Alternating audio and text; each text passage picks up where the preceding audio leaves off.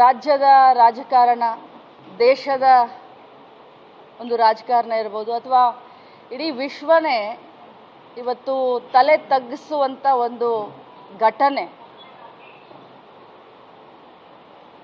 ನಾಗರಿಕ ಸಮಾಜ ತಲೆ ತಗ್ಗಿಸುವಂಥ ಒಂದು ಕೆಲಸ ಇವತ್ತು ನಮ್ಮ ರಾಜ್ಯದಲ್ಲಿ ಆಗಿದೆ ಅಂತಂದರೆ ನಿಜವಾಗ್ಲೂ ನಮಗೆಲ್ಲ ಭಾಳಷ್ಟು ಖೇದ ಅನಿಸುತ್ತೆ.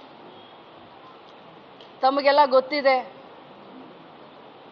ಕೆಲವು ದಿನದಿಂದ ಸೋಷಿಯಲ್ ಮೀಡಿಯಾದಲ್ಲಿ ಏನು ಪ್ರಜ್ವಲ್ ರೇವಣ್ಣ ಅವರ ಬಗ್ಗೆ ಹರಿದಾಡ್ತಿರುವಂಥ ವಿಡಿಯೋ ತುಣುಕುಗಳು, ನ್ಯೂಸು ತಾವು ಎಲ್ಲ ಮಾಧ್ಯಮದಲ್ಲಿ ನಿನ್ನೆಯಿಂದ ಕೂಡ ನೀವೆಲ್ಲ ನೋಡ್ತಾ ಇದ್ದೀವಿ.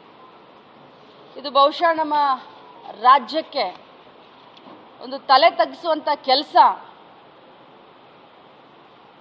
ಇವರು ಮಾಡಿದ್ದಾರೆ ಅಂತ ಹೇಳಲಿಕ್ಕೆ ಬಯಸ್ತೇನೆ. ಆದರೆ ಈ ಎಲ್ಲ ವಿಚಾರವನ್ನು ಮುಂಚೆನೇ ದೇವರಾಜ್ ಗೌಡ ಅಂತ ಹೇಳಿ ಒಬ್ಬರು ಹಾಸನದ BJPಯ ನಾಯಕರು, ಈ ರೀತಿ ಅವರು ಇದ್ದಾರೆ, ಅವರನ್ನು ನೀವು ಮೈತ್ರಿ ಮಾಡ್ಕೊಳ್ಳೋಕೆ ಹೋಗಬೇಡಿ, ಅವರಿಂದ ನಮ್ಮ ಪಕ್ಷಕ್ಕೆ ಹಾನಿ ಆಗುತ್ತೆ ಅಂತ ಹೇಳಿ ಏನು BJP ರಾಜ್ಯಾಧ್ಯಕ್ಷರಾದಂಥ ವಿಜೇಂದ್ರ ಅವ್ರನ್ನ ಖುದ್ದಾಗಿ ಭೇಟಿಯಾಗಿ ಡಿಸೆಂಬರ್ನಲ್ಲಿನೇ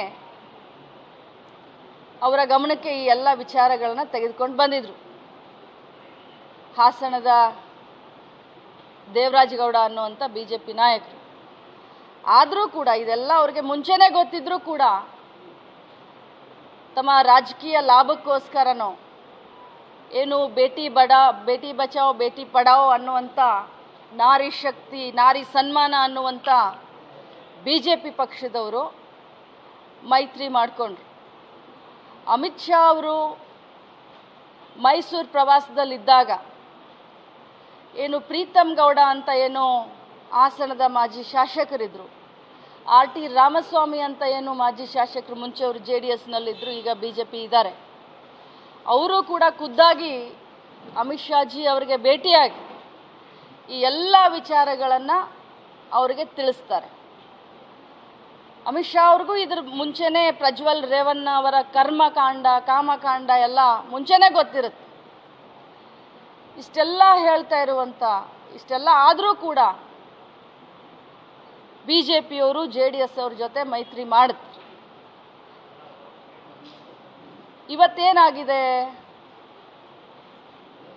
ಇವತ್ತು ಸುಮಾರು ನೂರಾರು ಮಹಿಳೆಯರು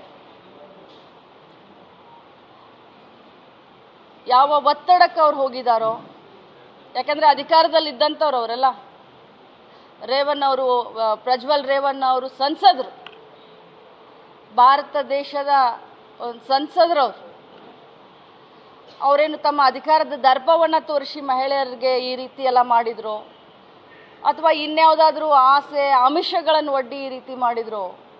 ಇವತ್ತು ನೂರಾರು ಮಹಿಳೆಯರ ಈ ಒಂದು ವಿಡಿಯೋಗಳು, ಸುದ್ದಿಗಳನ್ನು ನೋಡಿದ್ರೆ ಅವರು ಜೀವಂತವಾಗಿ ಅವರನ್ನು ಕೊಲೆ ಮಾಡಿದ್ದಾರೆ ಅನ್ನುವಂಥ ಮಾತನ್ನು ನಾನು ಈ ಸಂದರ್ಭದಲ್ಲಿ ಹೇಳಕ್ಕೆ ಬಯಸ್ತೀನಿ.